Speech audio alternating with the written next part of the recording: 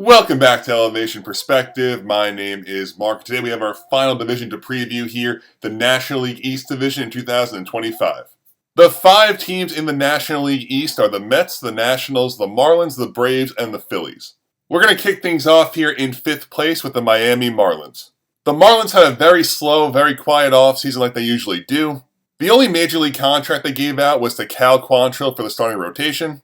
The only interesting move I think the Marlins made this offseason was trading for Matt Mervis from the Cubs. Mervis is now almost 27 years old, the former top prospect, always thrived at the minor league level, never got a real opportunity with the big league club with Chicago. It's very possible and probably likely that Matt Mervis is a quad A kind of power, nothing really special hitter, but it's a really nice opportunity for him to play every day in Miami.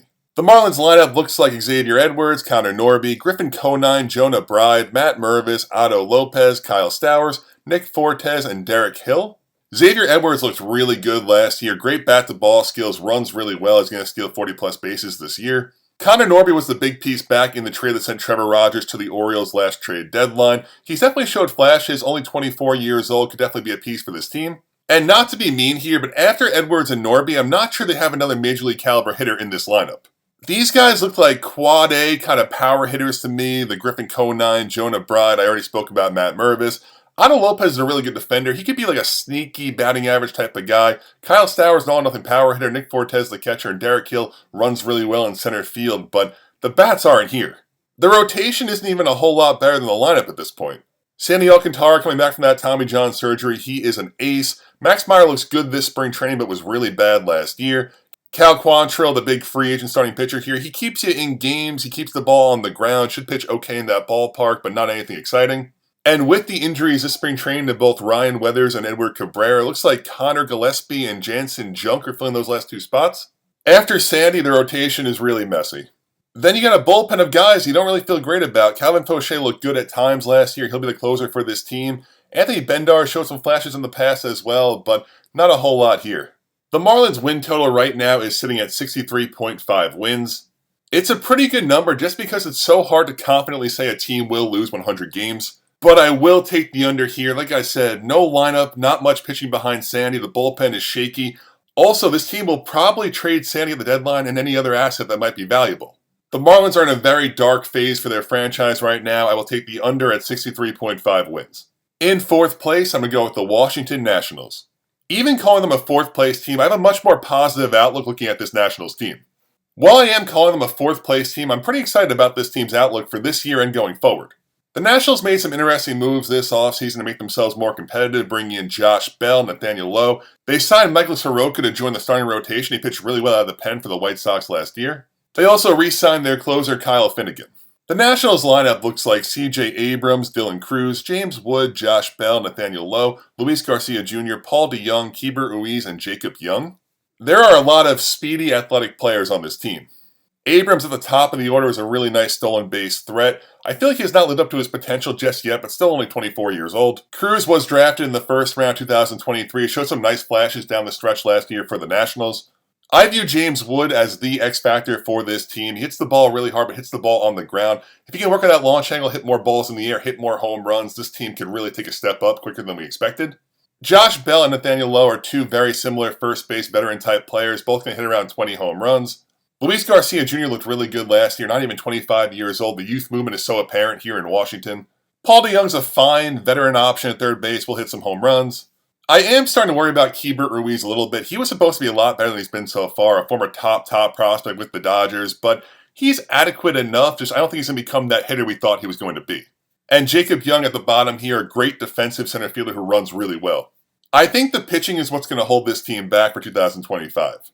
The rotation looks like Mackenzie Gore, Trevor Williams, Jake Irving, Mitchell Parker, and Michael Soroka.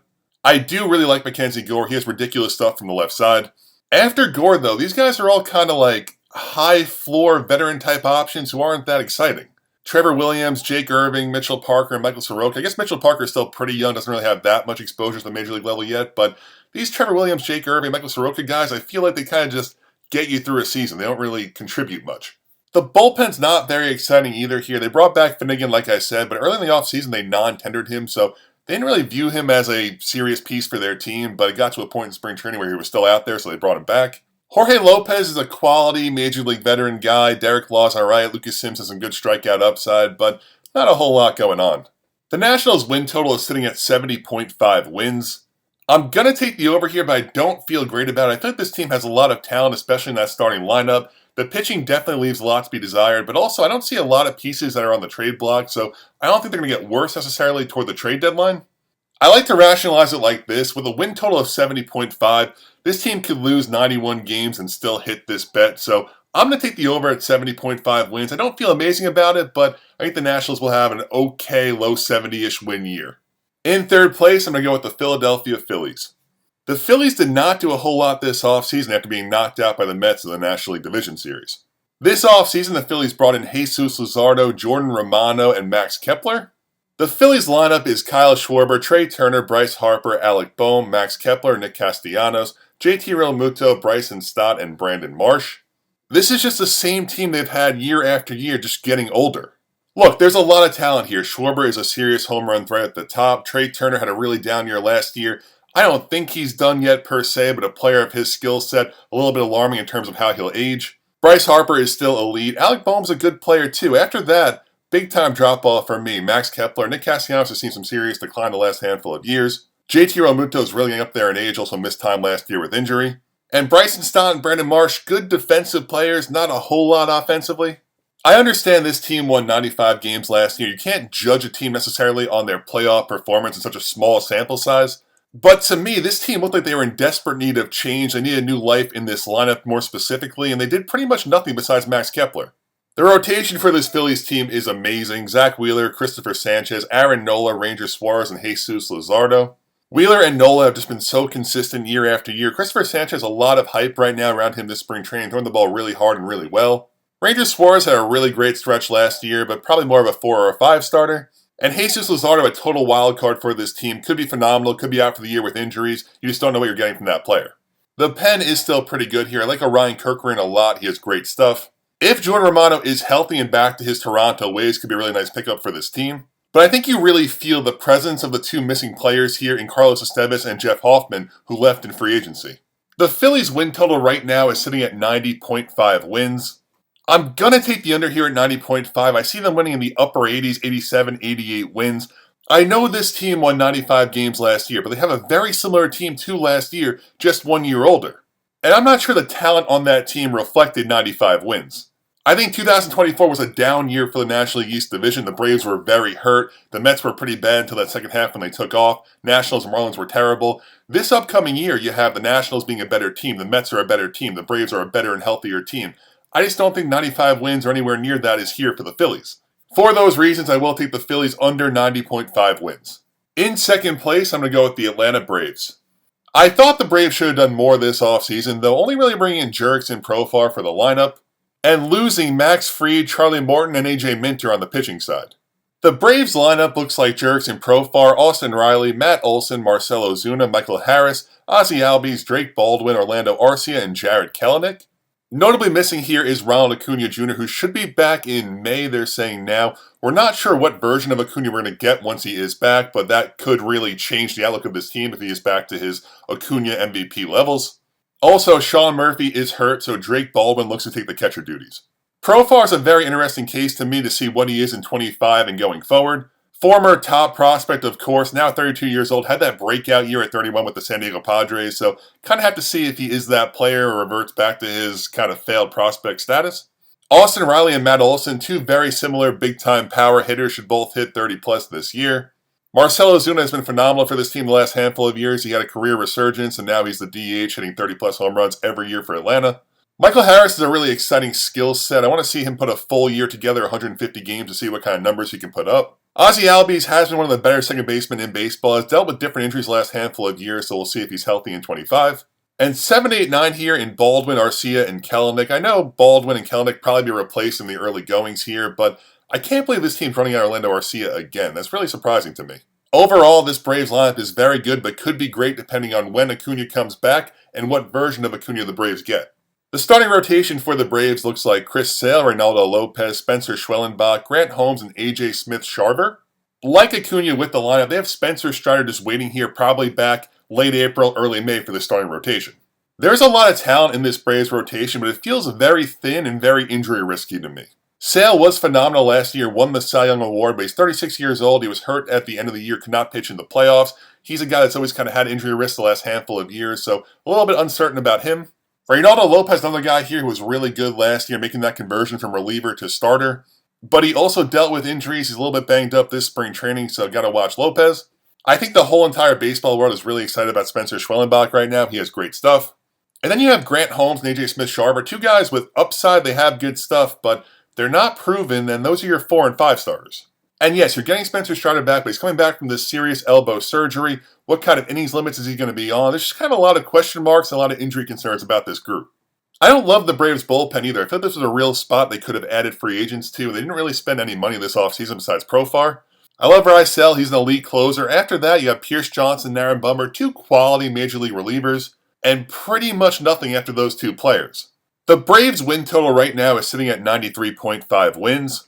I'm going to take the under here at 93.5. I don't think the Braves have the pitching depth to get through a season and win 94 games. The Braves lineup is really good. The pitching has a lot of talent, but I feel like if Sale or if Lopez or if one of these guys go down for an extended period of time, they don't have the depth to back it up. This is a really good Braves team. I see them winning 90-plus games. They could easily surpass this number if all things break well, but let's take the cautious side here and take under 93.5 wins for the Braves. And the team I am picking to finish in first place and win the National League East Division title in 2025, the New York Mets. The Mets were incredibly active and busy this offseason. On the pitching side, re-signing their ace Sean Manaea, also signing Clay Holmes, Griffin Canning, AJ Minter, and Frankie Montas. And for the lineup, they re-signed Pete Alonso, traded for Jose Siri, and signed superstar Juan Soto. The Mets lineup looks like Francisco Lindor, Juan Soto, Pete Alonso, Brandon Nimmo, Mark Vientos, Jesse Winker, Jose Siri, Brett Beatty, and Luis Torrens.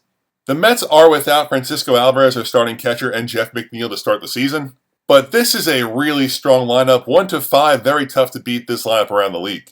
Lindor was the National League MVP runner-up last season, had a great year, one of the best shortstops in all of baseball. Juan Soto, one of the best pure hitters in all of baseball, hitting the 2-hole now for the New York Mets. They were able to re-sign Pete Alonso, not exactly the same superstar player he used to be, but still a 30-plus home run power threat in the 3-hole. Brandon Nimmo was a very solid, underrated player in my opinion. Great on-base skills. I feel like his RBI total could be off the charts, hitting in the 4-hole behind Lindor, Soto, and Pete. Mark Vientos is going to have to prove that last year's rookie breakout was the real deal, but this guy has crazy power. Jesse Winker hits righties well. He's going to be the strong side of platoon with Starling Marte at the DH position. Jose Siri, who they got from the Rays, one of the best defensive center fielders in all of baseball, runs really well, hits for power. The average is obviously not going to be there, but he can win the Gold Glove in center field. Brett Beatty, a former first-round pick, a top prospect, gets another opportunity here with that Jeff McNeil injury. He's having a phenomenal spring. He's definitely a hitter to watch. And Luis Torrens, a defensive backup catcher, looks to hold it down until Alvarez gets back. The rotation is the clear weakness for this team at this point. I think they're pretty good in terms of depth, but the talent might not be there. Sean Manaea and Frankie Montas both got hurt in spring training. Manaea much less serious than Montas, but right now with those two guys down, it looks like Clay Holmes, Griffin Canning, Tyler McGill, David Peterson, and Kodai Senga. Clay Holmes making the switch from reliever to starter has looked great this spring training. Have to see what that looks like in the real season. Griffin Canning, another guy who I feel like the Mets saw something in him, saw that great changeup, got their hands on him with their pitching lab. He has looked great in spring training as well. I don't want to look too much into these spring training numbers, but there is a theme here with the Mets getting their hands on these reclamation project starters and seeing them really thrive. Tyler McGill is more of an organizational depth piece to me, more of like a swingman starter reliever. He's okay enough, but nothing special. David Peterson was great for this team last year, had his hip surgery, came back and pitched at a really high level. And Kodai Senga is the clear X factor for this team. Did not pitch basically at all last year in 2024. Had a great 23 rookie campaign once he came over from Japan. But this is a guy who could really take that next step and be an ace next to Sean Manaea for this rotation. My outlook on this Mets rotation is I think it'll be perfectly fine for the regular season. I think this lineup's good enough that these arms will keep you in games. But I worry about this group in a playoff series. I think the bullpen looks to be a really great strength for this Mets team as well. Edwin Diaz, one of the best closers in baseball. AJ Minter, a very nice piece they brought in here from the Braves, their division rival, this free agency. Jose Budo and Reed Garrett were really strong relief pitching options for the Mets last year. And Ryan Stanek, a hard-throwing reliever with a lot of experience here, pitched really well for the Mets in the playoffs. Could be a nice piece as well. The Mets win total right now is 90.5 wins. I'm going to take the over here. I see this team in the low 90s, 92, 93 wins. I think they're going to be a game or two apart from the Braves. These two are going to be neck and neck the entire season. It's going to be really tough. I view them in a very similar light how they're constructed as well. I think the Braves have more talent in that starting rotation, but less depth, where the Mets have a lot of guys that are pretty competent, but not as much skill. So I am taking the Mets over 90.5 wins and winning the National League East division. My fun little throw-in prediction here is the Mets win 93 games and the Braves win 92 games, coming in first and second. And that is our preview of the National League East division. To recap here, in 5th place, the Miami Marlins, a team with bad pitching, bad offense, very far away from contention. In 4th place, the Washington Nationals, a team on the rise, really fun, exciting lineup. The pitching's not quite there yet in a very tough division. In 3rd place, the Phillies, the team that won this division last season. Like I said, they're kind of just running back that same exact team 1 year older. I'm not super excited about them. In 2nd place, the Atlanta Braves, a team with a ridiculous amount of talent. Some serious question marks with Acuna and Strider when they come back, how good they are when they do come back, but a great overall team. And in 1st place, the New York Mets, the team that brought in Juan Soto this offseason. Their lineup is great. Their bullpen is really strong. The pitching rotation a little bit shaky, but we'll have to see what happens over 162. And that is the end of our division previews. All 6 divisions have been completed. Opening day is less than 1 week away. Really exciting times right now. If you like this video, please hit subscribe. Hopefully everyone had a great day, and thank you so much for watching.